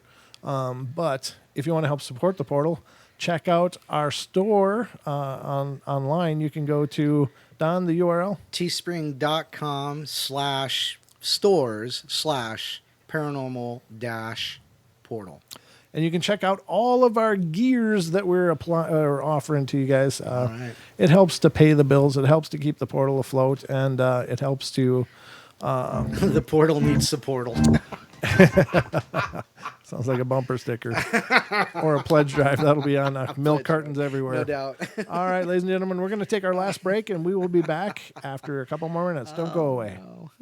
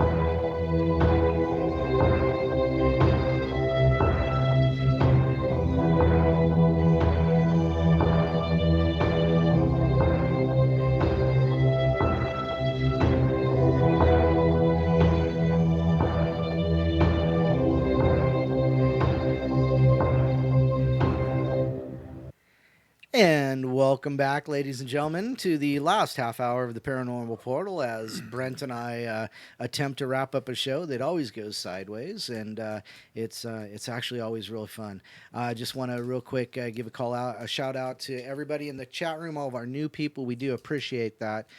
Don't forget, as we did mention, the Teespring store. It's www.teespring.com/stores, STORES, stores, /portal, paranormal portal. That's a lot to say. Of course, also the podcast that he did talk about, and of course, well, you already know about the YouTube channel. Also want to give a quick shout out and a reminder to everybody that on TFR, Paisley Wild with the spaces between will be on there. She'll also be streaming live on YouTube. Hopefully everything goes nicely tonight. And she does have a guest, and unfortunately I forgot the name of the guest, but she does follow the Druidic path. So tune in for that if you have an interest in that kind of stuff. I know I'll probably be there later. Anyhow, but yeah, it's been a great show. Like Brent said, we did originally plan to talk about cryptids, but we went sideways with the whole, the moon landing issue, and that's just incredible. It's been a great conversation, and we appreciate all of the chat and all the information that was talked about in the chat. It was great. Also, thank you also to the TFR crowd. We started there with you guys, and we sure want to make sure that you know how much we appreciate you. So anyhow, with all that being said, I think I've done all of my tags and up talk. So anyhow, I mentioned earlier that apparently moon dirt smells. And it says here, a big question facing the NASA team planning Apollo 11 moon landing was, what would the moon's surface be like? Would the lander's leg touch down on firm ground or sink into something soft? The surface turned out to be solid, but the real surprise was the moon had a smell. Moon soil is extremely clingy and hard to brush off. So when Armstrong and Aldrin returned to the lunar module and repressurized it, lunar dirt that had clung to the men's suits entered the cabin and began to emit an odor. The astronauts reported that it had a burned smell like wet fireplace ashes or like air after a fireworks show. Oh, that does speak to a big giant fire, doesn't it? Or maybe the supercooling of remains of the Earth after it was hit by Nibiru. Scientists would never get a chance to investigate just what the crew was smelling. While the moon soil and the rock samples were sent to the labs in sealed containers, once they were opened back on Earth, the smell was gone. Somehow, as Charles Fishman, author of One Giant Leap, says, the smell of the moon remained on the moon. Now that's interesting. That is interesting. I didn't actually know that. Let's see here. It's kind of like what happens in Vegas stays in Vegas. Yeah, what happens on the moon stays on the moon. And that's, that's a very applicable saying. What happens on the moon stays on the moon. Apparently. Yeah, because, everything we've talked about tonight about it. Wow, we've done a couple moon shows lately, haven't we? Mm-hmm. We did a moon show like 2 months ago, too. Somehow it came up. Anyhow, really weird. Another interesting fact, JFK was more focused on beating the Soviets than in space. Well, Nixon was also that way too. In public, President John F. Kennedy had boldly pledged that the United States would set sail on this new sea because there is new knowledge to be gained and the rights to be won, and they must be won and used for the progress of all people. But secret tapes of Kennedy's discussions were later revealed that in private, JFK was less interested in space exploration than one-upping the Soviets. In a 1962 meeting with his advisors and NASA administrators, JFK confessed, I'm not that interested in space, but he was interested in winning the Cold War. Just months after JFK's inauguration, the Soviet Union had sent the first man into space. Kennedy asked his vice president, Lyndon B. Johnson, how the U.S. could score a win against the Soviets. One of the best ways to show U.S. dominance, Johnson reported back, was by sending a manned mission to the moon. Johnson, in fact, had long been a space advocate. He stated, control of space is control of the world. That's ominous. Another interesting fact, the Soviets covered up their efforts to get to the moon first. It turns out that the United States wasn't alone in wanting to demonstrate its dominance by landing humans on the moon. The Soviet Union was also gunning to accomplish this feat. But once U.S. astronauts got there first, the Soviets tried to keep up their efforts on the down low. At first, secrecy was necessary so that no one could overtake us, wrote a Russian journalist in the Soviet newspaper called something Pravda. But later, when they did overtake us, we had to maintain secrecy so that no one knew that we had been overtaken. Oh, it's that what people don't know, don't know. Well, Is that what people don't know, don't know? Yeah, well. That was clever. Astronauts trained for microgravity by walking sideways. How do you prepare to send someone to a place no one has ever gone before? You send Kirk. For NASA in the 1960s, the answer was to create simulations that mimicked aspects of what astronauts could expect to encounter. Armstrong and Aldrin rehearsed collecting samples on fake indoor moonscapes. Armstrong practiced taking off and landing in the lunar lander training vehicle in Houston. And to simulate walking on the moon's lower gravity atmosphere, astronauts were suspended sideways by straps and then walked along a tiled wall. NASA and the U.S. Geological Survey even blasted out craters at Cinder Lake, Arizona, to create a landscape that matched part of the moon's surface because, after all, practice makes perfect. Now, and that's where we see a lot of pictures of, like, the three astronauts in their suit holding their helmets and a rover beside them. So people are like, yeah, the moon landing really happened because here they are, being able to breathe the atmosphere without helmets on. Well, it also goes back to what I said about Stanley Kubrick. They had to train somewhere. Mm-hmm. So civil rights activists got a front row seat at the Apollo 11 launch. Not everyone was gung-ho about the U.S. effort to land people on the moon. A few days before the scheduled launch of Apollo 11, a group of activists, led by the civil rights leader Ralph Abernathy, arrived outside the gates of Kennedy Space Center. They brought with them 2 mules, a wooden wagon to illustrate the contrast between the gleaming white Saturn V rocket and families who couldn't afford food or a decent place to live. Amid the heady buildup to the launch, the NASA administrator, Thomas Paine, came out to talk to the protesters face to face. After Paine and Abernathy talked for a while under lightly falling rain, Paine said he hoped that Abernathy would hitch his wagon to our rocket, using the space program as a spur to the nation to tackle problems boldly in other areas, and using NASA's space success as a yardstick by which progress in those other areas should be measured. Wow. Paine then arranged to have the members of the group attend the next day's launch from the VIP area. Abernathy prayed for the safety of the astronauts and said he was proud as anyone at the accomplishment. That's an interesting idea, linking that together and using it as a yardstick to solve these things. Because if a rocket to the moon can prove one thing, it proves that we can do anything we need to, anything we can put our mind to. Mm-hmm. And taking care of the homeless, the people who are poor, however you want to say that, I don't know anyhow. Right. But that is a great way to show that support. That's awesome. Yes. Buzz Aldrin took Holy Communion on the moon. I didn't know that. When Apollo 11's Eagle lunar module landed on the moon on July 20th, 1969, astronauts Neil Armstrong and Buzz Aldrin had to wait before venturing outside. Their mission ordered them to take a pause before the big event. So Aldrin used some of the time doing unexpected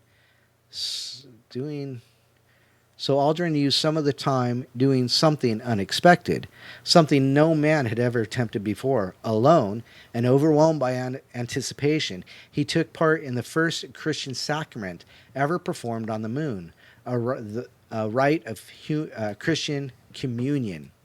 Huh. Interesting. That is interesting. Yeah. That's pretty wild. Yeah, no doubt. What day did they land? I don't know. I have no idea. I forgot. This day in space. This day in history. Yeah, I don't know. Well, it's the 50th anniversary. Is that not today? Well, it's just the date is today.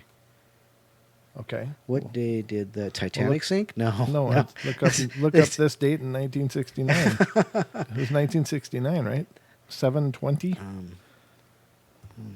All right, let's. Hold on. I'm almost there. Yeah, but you type slow. I do type slow. It was July 16th and then July 24th. So those days. But what was the day is what I was asking. Was it a Sunday is my interest. Was it a Sunday? Was it a Sunday? Sundays are fun days. Sunday. I'm not going to find that very quickly. So You're I'm not. I'm going to skip that one. It was Sunday. It was a Sunday. July 20th, 1969 was a Sunday. There you go. I said, what day of the week was the first landing on the moon?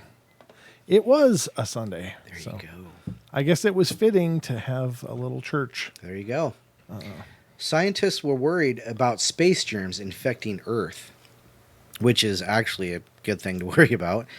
After risking their lives for the advancement of humanity, Armstrong, Aldrin, and Collins had the dubious pleasure of being stuck in planetary production quarantine on their return. Yeah.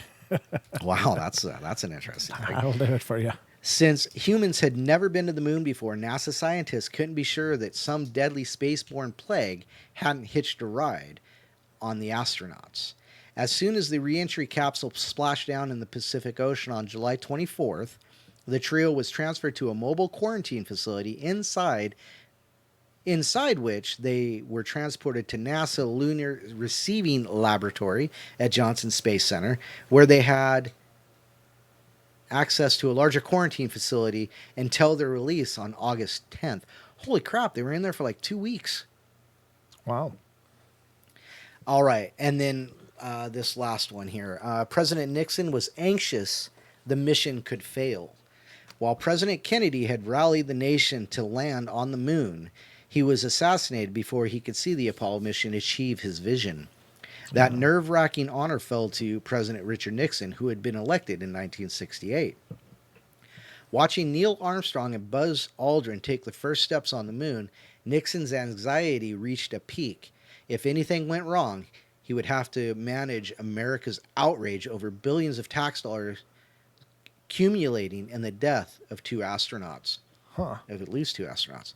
His staff had prepared a statement to be read in the event the worst happened and organized a priest to commit their souls to the deep, much like a burial at sea.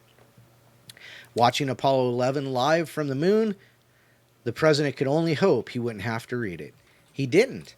The men who had traveled more than 200,000 miles to the moon and then stepped foot on an alien world had survived, and the United States would go on to complete 6 crewed missions that landed a total of 12 astronauts on the moon from 1969 to 1972. Wow. Yeah. And then they quit, Don. And they just, we don't have the technology to go back to the moon. We lost it. I cannot believe that. I mean, we have, even the Voyager satellites, we launched them. They went until they got out of the solar system. Mm-hmm. How could we have lost that kind of technology to just put somebody on the moon? I don't get it. Wow. I don't get it. I don't know either. I think they may just be holding on to those funds to possibly fund something else. Like maybe Space Force. I love that name, Space Force. That is just I know. that's totally like something you'd expect to come out of an elementary school. You know? Oh, Me my and Jimmy are going to make Space Force, Ma. I've got 15 UFOs. I've got 15 spaceships to use. Who wants to as be on UFOs. Space Force with me? Huh? Come on, guys. You do those so much better than I do. Oh boy. I just love it. Wow. It's just awesome. So we're down to the 10-minute mark, Don. 10-minute mark. Holy crap. I What talked can for we do? 20 minutes? Yeah, it's about time. Wow.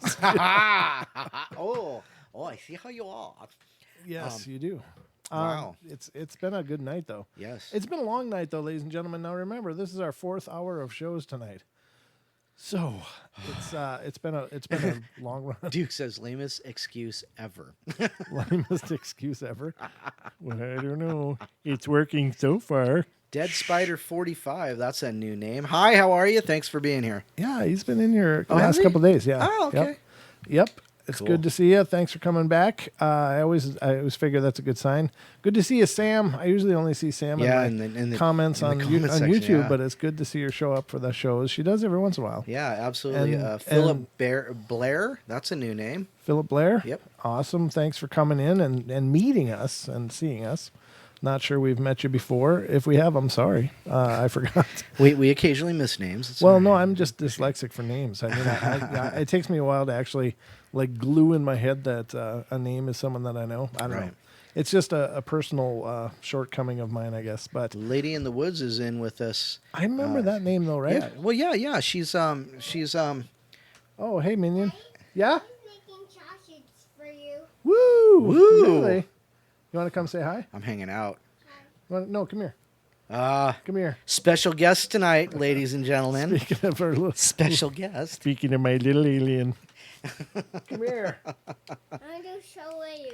You gonna do the show with us? me? Yeah, Okay. awesome. Ladies and gentlemen, the Minion. This is Mini Me. Can you say hi? Hi. Hi. What do you like? Do you like the moon? Yeah. You do? What do you think about the moon? Of the world. Of the world? It's the moon of the world? Yeah. Yeah. That's really cool. You having a good night? Yeah. Aw.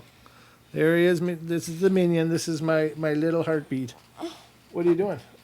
Your tail gets stuck. Aw. So what do you think of Daddy's show? You like it? Yeah. Yeah, what's it called? Paranormal show podcast. Paranormal Portal? Can you say that? Nice. Paranormal Portal podcast. Paranormal Portal Podcast. Oh, that's sweet. I'm so glad you came in to say hi. Yeah, you opened the door. It's a little warm in the studio.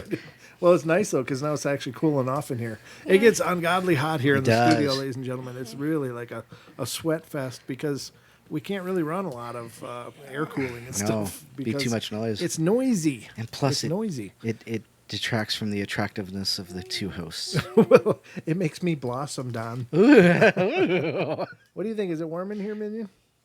Yeah? Aw. Are you too warm? Yeah. Are you? Aw. Do you want to go or do you want to stay? I'll stay. All right, cool. Yep, this is the future of the portal right here, ladies and gentlemen. And this is how we end the show tonight. That's awesome.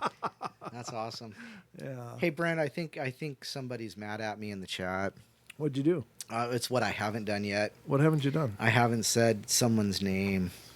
And Okay. somebody said, Cha-Cha's going to blow a fuse if you don't say her name. So there, I just did it. Now go. You know what I want for your birthday, Cha-Cha? A new name. A new name. Go back to OCG. It's Cha-Cha's birthday Monday. Oh, is it? Yeah. Nice. Yep. You know what she's going to change it to? I don't know. If it's Den Den, there's trouble. If there's Den Den, there's going to be trouble. Dung, dung, dung, dung, dung, dung, dung, dung, dung. What do you think of ghosts? Are they scary? Nah, because we ain't afraid of no ghost, right? What do you think of Bigfoot? Yeah? Good. Good. Is it scary or not really? Not really. Okay, good. Because you're so brave, right? Yeah. Yeah. And what do you think about what else? What else, Don? When zombie comes here, I'll punch your jug and butt. What?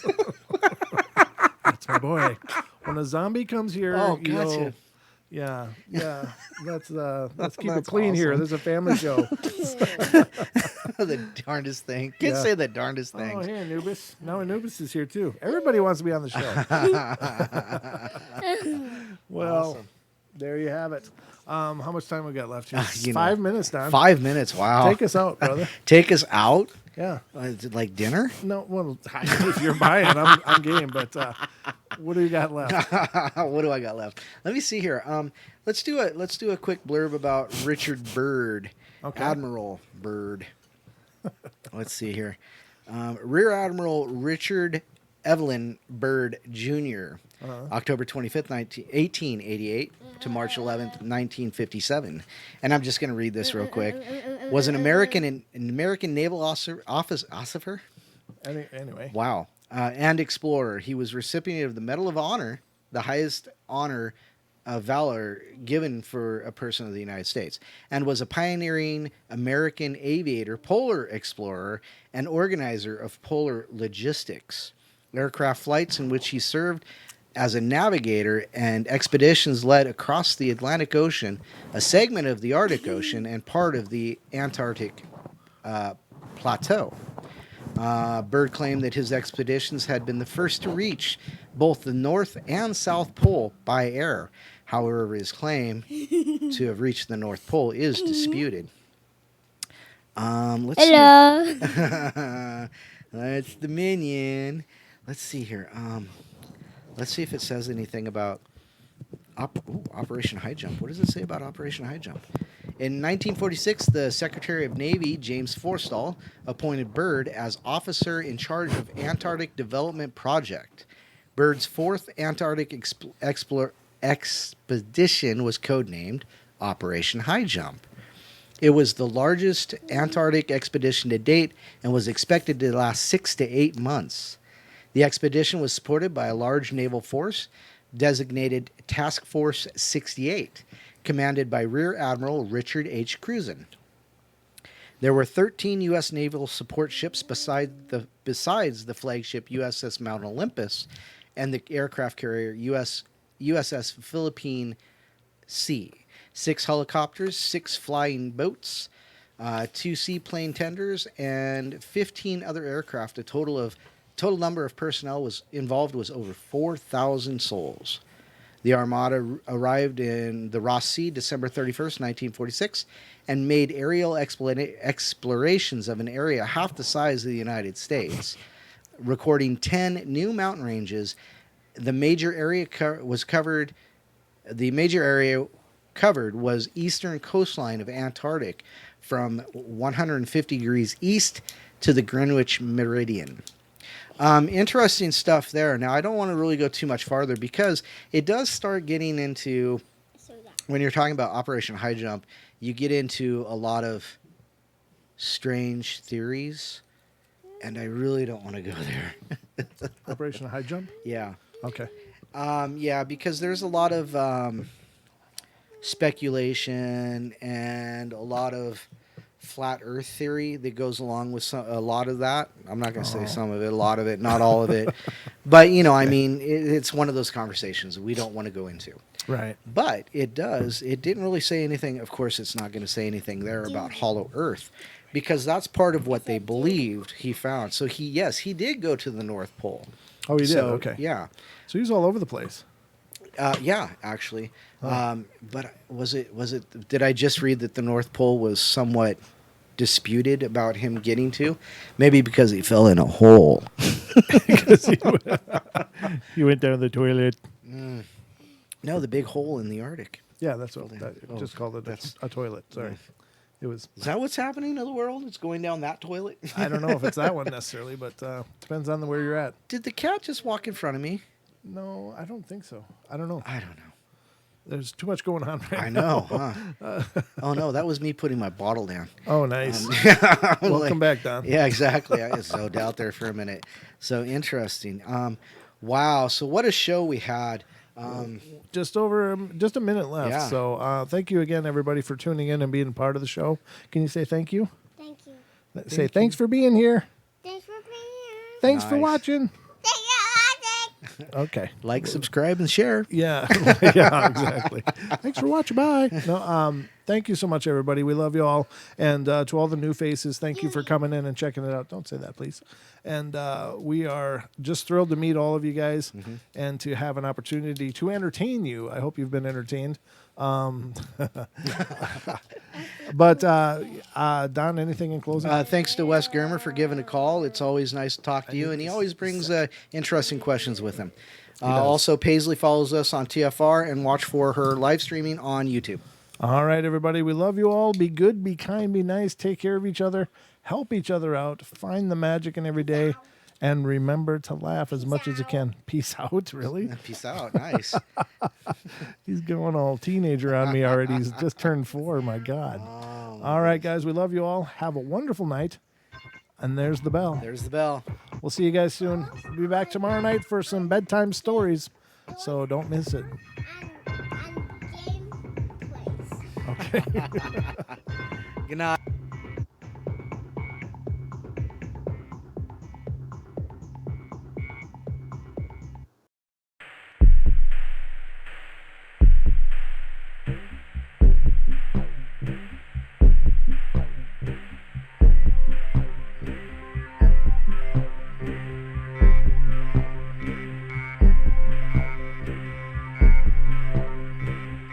Woo!